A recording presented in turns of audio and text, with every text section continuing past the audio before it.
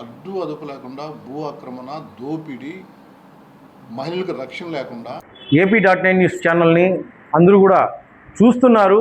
But అయితే చాలామంది subscribe చేసుకోకుండా చూస్తున్నారు. దయచేసి మీరు సబ్స్క్రైబ్ చేసుకోండి. నేను మరిన్ని మంచి వార్తలు ఇచ్చేదానికి నా వంతు ప్రయత్నంగా నేను ఖచ్చితంగా చేస్తాను. అదేవిధంగా మీరు లైక్ చేసి హైప్ చేయండి. అదేవిధంగా కామెంట్ సెక్షన్లో మీరు కామెంట్ని తెలియచేయండి. దీనివల్ల ఏంటంటే మన ఛానల్ సంబంధించిన వీడియోస్ బూస్టప్ అయ్యి ఇంకా మిగతా చాలామందికి కూడా తెలిసే అవకాశం ఉంది. కనుక మీరందరూ కూడా ఆదరించాలని చెప్పేసి కోరుతున్నాను. Thank you. ఎంతో ప్రసిద్ధమైన ప్రాంత ప్రదేశం అంటే ఎంటైర్ దేశమే కాదు ప్రపంచంలో ప్రసిద్ధి దాని యొక్క కేంద్రం. అటువంటి యొక్క తిరుపతి ప్రాంతానికి శాసనసభ్యుడిగా భూమన కరుణాకర్ రెడ్డి అన్న ఆయనకున్న టెన్యూర్ టైంలో అద్భుతంగా ఈ ప్రాంతాన్ని డెవలప్ చేశాడు. నాకు తెలిసి దాదాపు నా విద్యాభ్యాసం కూడా ఇక్కడ జరిగింది. కనెక్టింగ్ రోడ్స్ కానీ, ఫ్లైఓవర్స్ కానీ, సంక్షేమ పథకాల పక్కన డెవలప్మెంట్ ఒక అద్భుతంగా చేశారు. ఎక్కడే కానీ ఆ పీరియడ్లో భూ ఆక్రమణ కూడా జరగలేదు. కానీ ఈరోజు మీ ప్రభుత్వం వచ్చిందని చెప్పేసి కక్షగట్టి టార్గెట్ చేసి భూమనన్న కుటుంబం పైన ఈ విధంగా చేయడం చాలా దారుణము, అత్యంతమైన దారుణంగా మేము దీన్ని పేర్కొన్నాం. దీన్ని పూర్తిగా ఖండిస్తున్నాం. ఎందుకంటే ఇప్పుడు ఏ విషయాన్నైనా, ఎందుకంటే ప్రసిద్ధిగాంచిన టీటీడీ దేవాలయానికి ఆయన చైర్మన్ 2 పర్యాలు ఉన్నాడు. చాలా అద్భుతంగా ఆయన తీసుకున్న ఏదైతే ఉన్నాయో సంస్కరణలు ప్రభుత్వానికి, ఇట్లా ప్రజలకు, భక్తులకు చాలా మంచి కూడా ఇది చేశారు.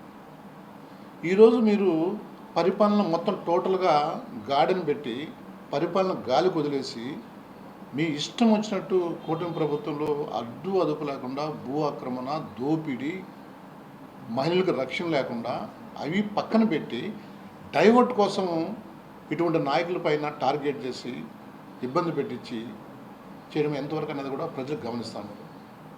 రెండో పాయింట్, నిజంగా మీకు అది నీకు గవర్నమెంట్ సంబంధించిన స్థలమే అంటే ఏదైతే ఉందో తిరుచనూరు పంచాయతీ సంబంధించిన తన్నపల్లి గ్రామంలో నిజంగా ఉంటే దాని వరకు ఎందుకు పోకూడదు? మీకు రైట్ లేదు. అది క్లియర్ టైటిల్ కాబట్టి మీరు అక్కడ పోయే కక్ష సాధించాలా, భయపెట్టించాలా, తద్వారా వైఎస్ఆర్సీపీ కేడర్ అంతా భయపడాలా అనే ఉద్దేశంతో టార్గెట్ చేసిన పనే నిన్న నిజంగా. ఎక్కడైపోయిన లాండ్ ఆర్డర్ మీకు కనీసం మీ చేతిలో ఉందని ఇష్టం వచ్చినట్టు జేసీబీలు తీసిపోయి ఇవి చేసుకున్నారంటే ఈరోజు కోర్టు ఆర్డర్ ఎన్నో వచ్చాయి. కోర్టు ఆర్డర్స్ అత్యాక్రమణ చేశారు, రోడ్లు ఆక్రమించినారు, భూములు ఆక్రమించినారు. కోర్టు ఆర్డర్ ఒకటి ఎందుకు మీరు ఇంప్లిమెంట్ చేయలేదు? కోర్టు క్లియర్ చెప్పారు. కక్ష కట్టి టార్గెట్ చేసి భూమన్ కరుణాకర్ అన్న కుటుంబం పని చేయడము, ఆ ల్యాండ్ పైన మీరు ఈ విధంగా అక్రమంగా పోయి అది కొట్టడం అనేది ఎంతవరకు సబబని కూడా ఈ యొక్క నియోగ ప్రజలు కానీ రాష్ట్ర ప్రజలు కూడా గమనిస్తూ ఉంటారు. ఇది ఎన్నో రోజులు ఉండదు. ఇది మంచి పరిణామం కాదు. అధికారాలు వస్తూ ఉంటాయి, పోతుంటాయి. కానీ ఒకటే గుర్తుపెట్టుకోవాలి, చంద్రబాబు నాయుడు కానీ, పవన్ కళ్యాణ్ కానీ, లేకపోతే ఇంకా కూటమిలో ఉన్న పెద్దలందరూ కూడా మీకు ఇచ్చిన అవకాశాన్ని సద్వినియోగం చేసి డెవలప్ చేయండి. తిరుపతి అంతా ఇంకా డెవలప్ చేయండి. ఇది పిలిగ్రిమ్ సెంటర్, ఇది ఇంకా డెవలప్ చేయండి.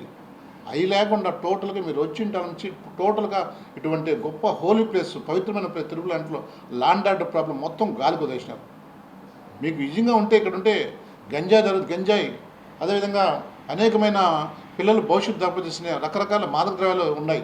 ఎందుకు దానికి అరికట్టలేకపోతున్నారు మీరు? ఎందుకు మీరు దాన్ని కంట్రోల్ చేయలేకపోతున్నారు? ఎందుకు పని చర్యలు తీసుకోలేకపోతున్నారు?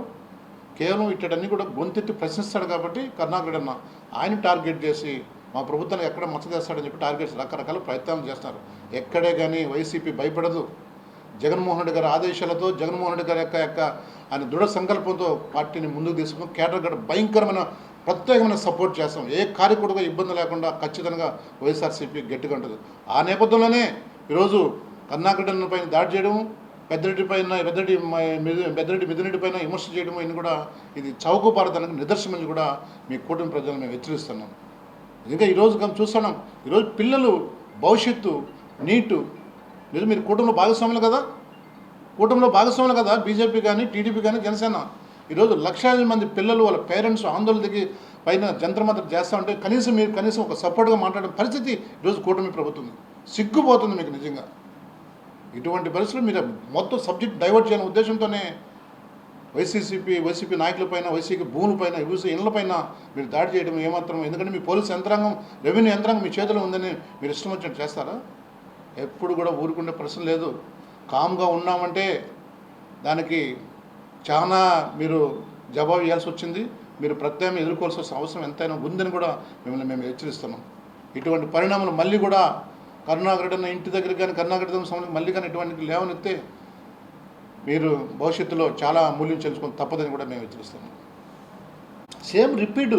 ఇప్పుడు ఏదైతే వీళ్ళు నేర్పించారో గత మనం 2019-24 మధ్యలో జగన్మోహన్ రెడ్డి గారి యొక్క పరిపాలనలో చాలా చక్కగా చాలా అద్భుతంగా ప్రజలకు ఏం కావాలా, ఈ గ్రామాలకు ఏం కావాలా, పట్టణాలకు ఏం కావాలా అన్ని మౌలిక సదుపాయాలు కల్పించిన పార్టీ వైఎస్ఆర్సీపీ.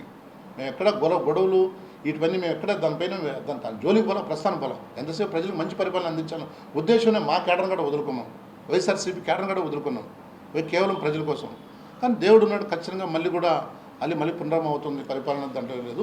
హెరిటేజ్ విషయానికి వస్తే ఇంకో విషయానికి వస్తే ఖచ్చితంగా అది మళ్ళీ రిపీట్ అవుతుంది. ఏదైతే ఉన్నాయో ఖచ్చితంగా దీనికి సంబంధించిన కూడా ఏదైతే ప్రభుత్వమే ఆ న్యాయస్థానంగా చూసుకుంటుందని కూడా మేము చెప్తున్నాం. No doubt of it.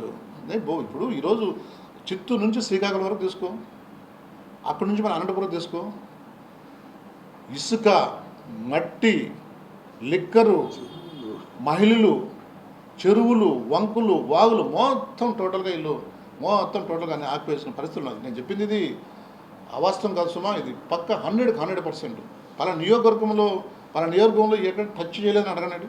ప్రతి ప్రాంతంలో పోలీసులు కూడా నేను ఆలోచించమంటున్నాను. ఎందుకంటే అధికారులు ఎందుకంటే అధికార పక్షాన్ని ఎట్లా చెప్తే చేయాల్సి వస్తుంది, లేదంటే వాళ్ళు ట్రాన్స్ఫర్ అంటారు.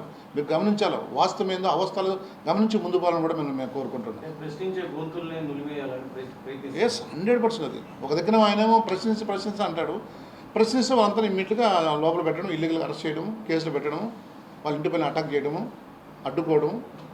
ఎందుకంటే వ్యవస్థలు వాళ్ళ చేతులు ఉన్నాయి. ఎప్పుడు కూడా వ్యవస్థలు వ్యవస్థలు అనేది చాలా ప్రభాతమైన వ్యవస్థలు. న్యాయస్థానం కానీ, పోలీస్ వ్యవస్థ కానీ, రెవెన్యూ వ్యవస్థ కానీ దాన్ని ఏమాత్రము డిస్టర్బ్ చేస్తే తిరిగి కాటేస్తారని కూడా అది కూడా మీరు గమనించుకోవాలి.